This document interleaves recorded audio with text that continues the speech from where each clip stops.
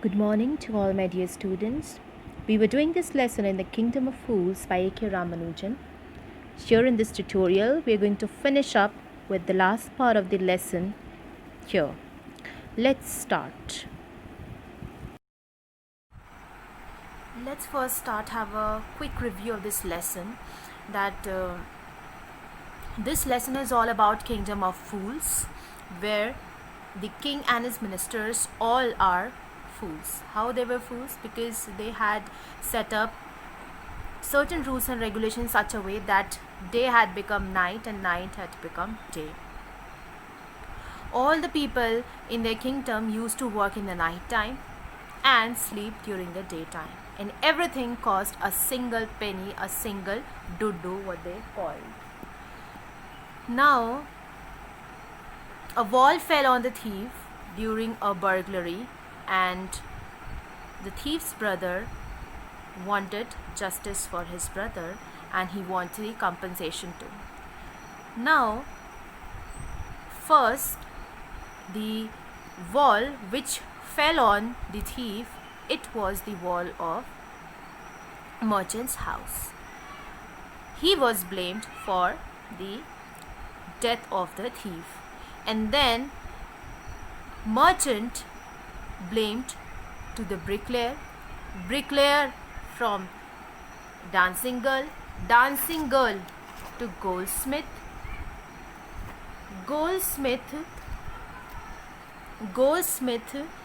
blamed the rich merchant. Why? Because rich merchant had given order to goldsmith for the preparation of the jewelry, for making up with the jewelry as soon as possible. So this whole circle went on and on and on, and then finally the culprit was found. It was none other than the rich merchant. Rich merchant told the king and his minister that it was not his time, his mistake, it was his father who had ordered the jewelry from the goldsmith. It's his father who had committed the mistake.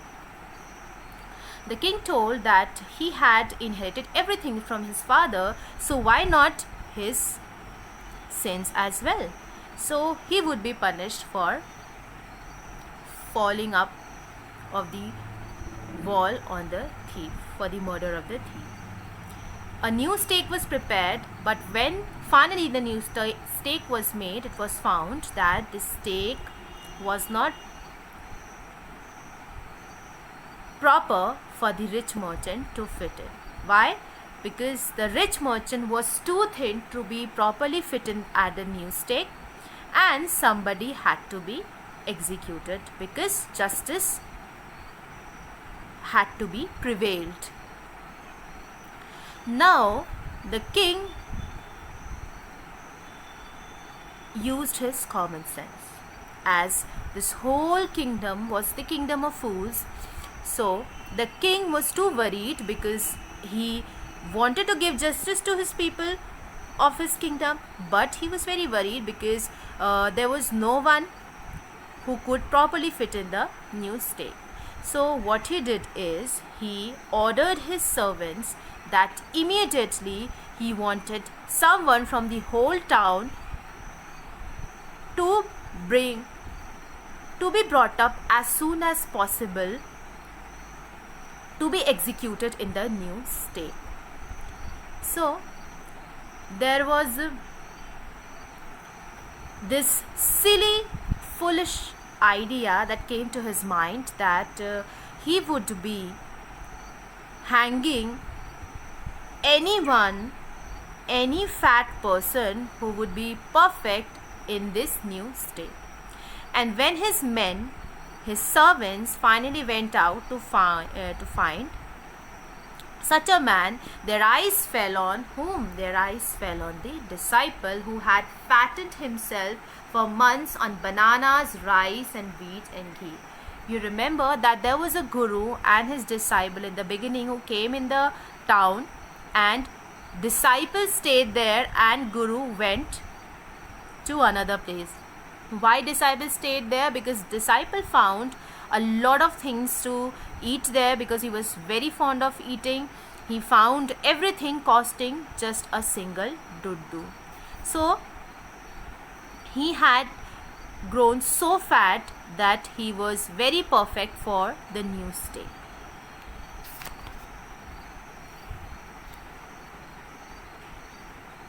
What have I done wrong? I am innocent, I am a sannyasi, he cried.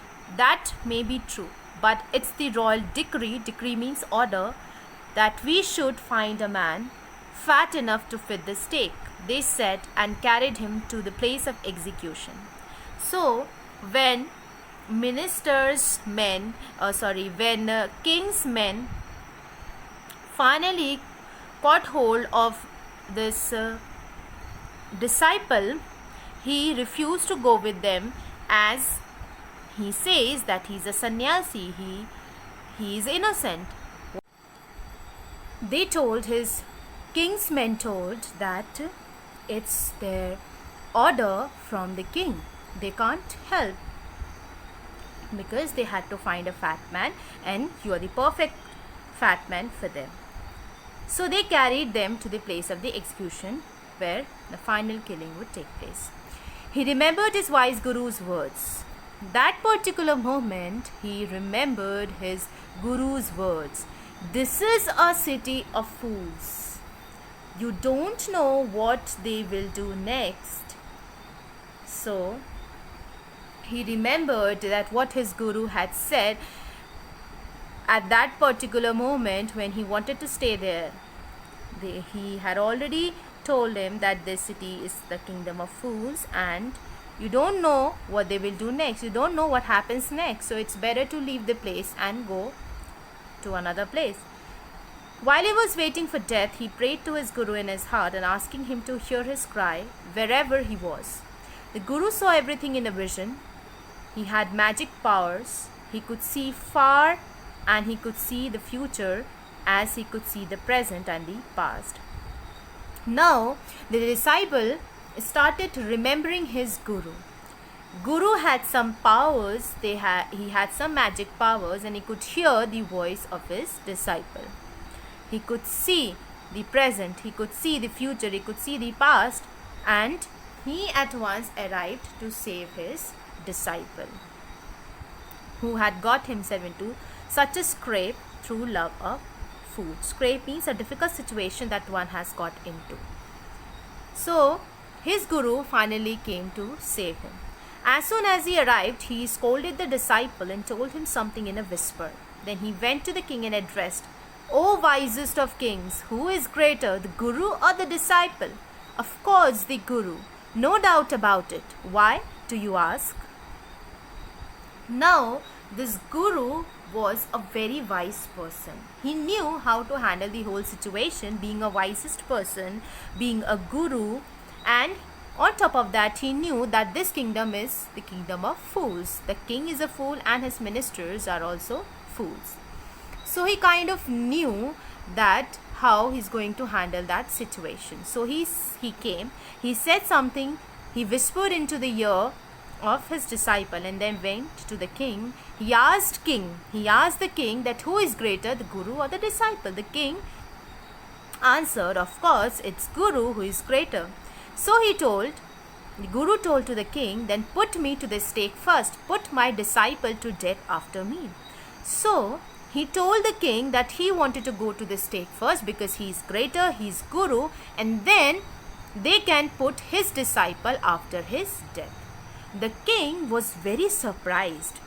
Everybody wants to live their life. Everybody wants to save their life. But why this guru came all of a sudden from nowhere and wants to be hanged first, wants to be executed? So this was very surprising for him.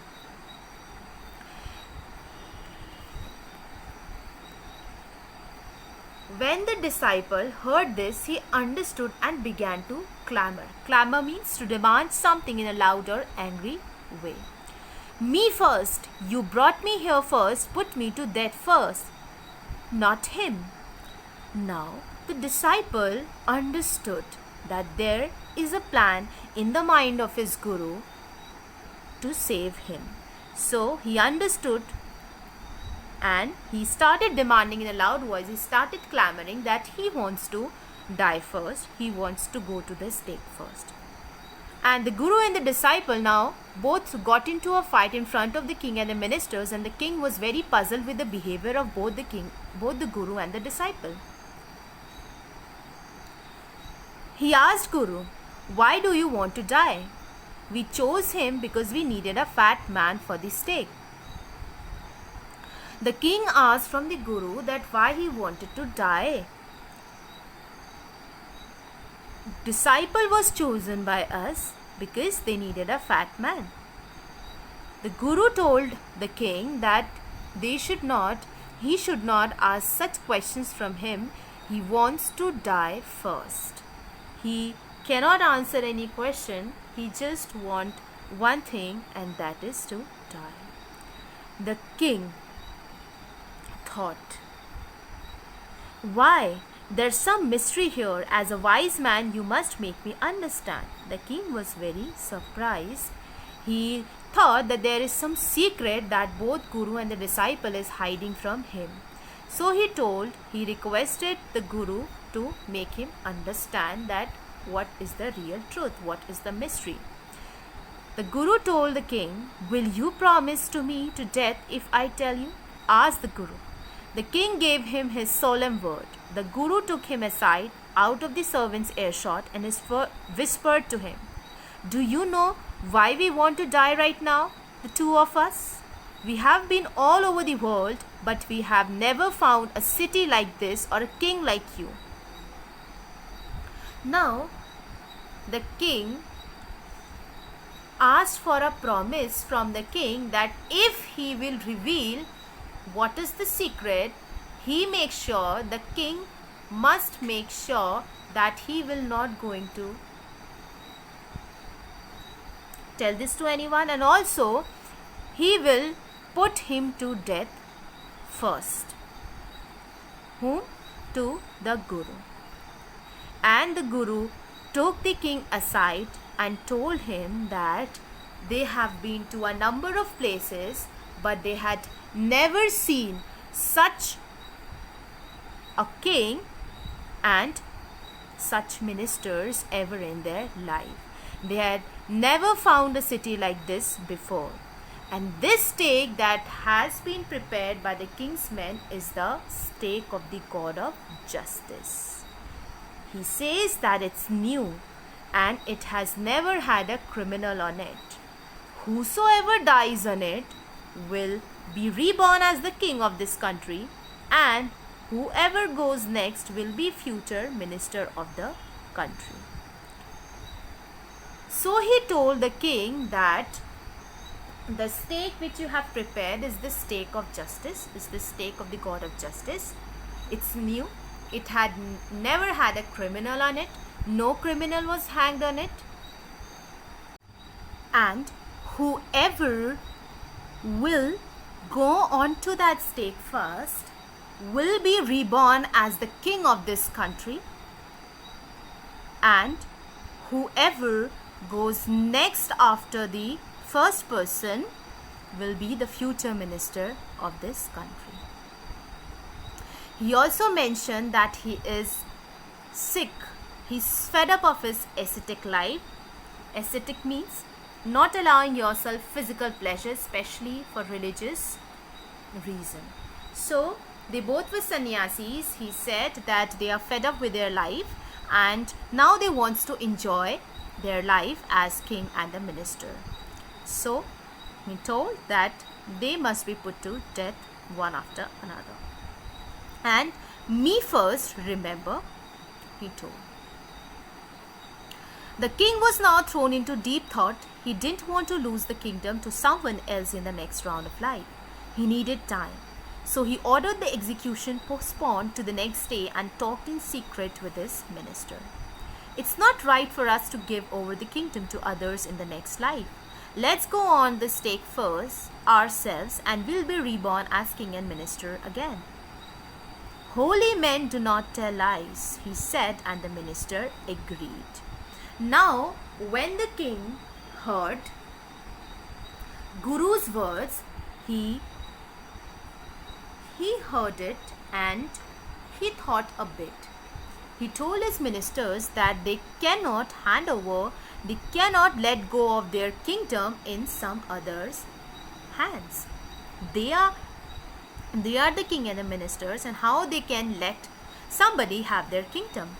So he decided with his minister, and he told his ministers that they should go to the stake, not the king, not the disciple and the guru.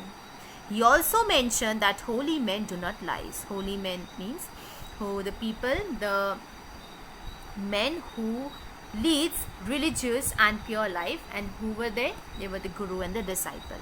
So king also mentioned that they do not tell lies, and they should go to the stake, because they will be reborn as the king and the ministers again. So he told the executioners that we'll send the criminals tonight. When the first man comes to you, put him to death first, then do the same to the second man. Those are my orders, don't make any mistake.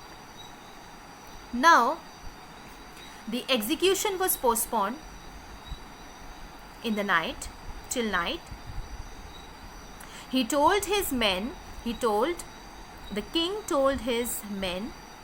that, he told the executioners that whosoever will come first in the night, he must be put to death first, and then the second man will come, and then he should be put to death. These are the orders of the king, and don't make any mistake. That night, the king and his minister went secretly to the prison, released the guru and the disciple, disguised themselves. Disguised means changing one's appearance, themselves as the two, and as arranged beforehand with loyal servants, were taken to the stake and promptly executed. So everything happened according to the king, what king wanted.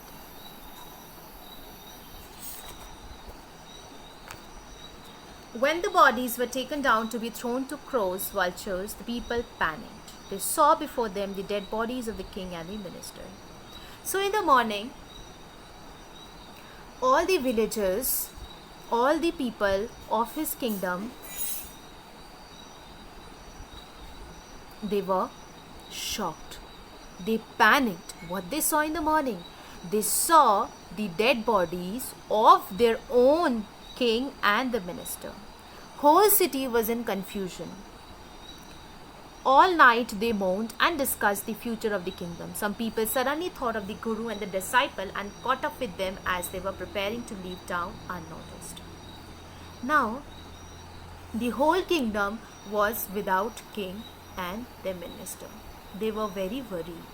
The people of the kingdom were very worried because they were without king and the minister. They thought that who's going to be their king now? Who is eligible enough to be their king? Who will rule their kingdom and lead to a better life? Now, somebody suggested that about the guru and the disciple, they can be the king and the minister respectively. We people need a king and a minister. They begged the guru and the disciple to be their king and their minister. It didn't take many arguments to persuade the disciple, but it took longer to persuade the guru. They finally agreed to rule the kingdom of the foolish king and the silly minister on the condition that they could change all the old laws. Now, when the people of the city requested the king and the minister, requested the guru and the disciple to be their king and the minister, the disciple quickly agreed. But the guru took a little bit of time, thought a bit, and then agreed only on one condition, that they would be changing all the old laws. So from now on, day will be day and night will be night, like it should be, and nobody will get anything for a single to do. That every item will have a there will have its own price. It became like any other place. So this kingdom became actually a normal kingdom with proper rules and regulations, and with the price that would be very genuine for all the items present in the city. In the Kingdom of Fools is a Kannada folk tale from A.K. Ramanujan's Folk Tales from India. So in this lesson you came to know about the extent of foolishness, that how a king and his minister foolish ideas changed their life completely, and as in the last they were dead due to their own foolishness. So the lesson that you have learned from the lesson, that you have to be very wise while taking decisions and don't blindly have faith on what the others say. You should very well know and try to understand what others are saying, listen to them very carefully, and then frame your own decision. Finalize your own decision. Think wisely before you decide. Thank you.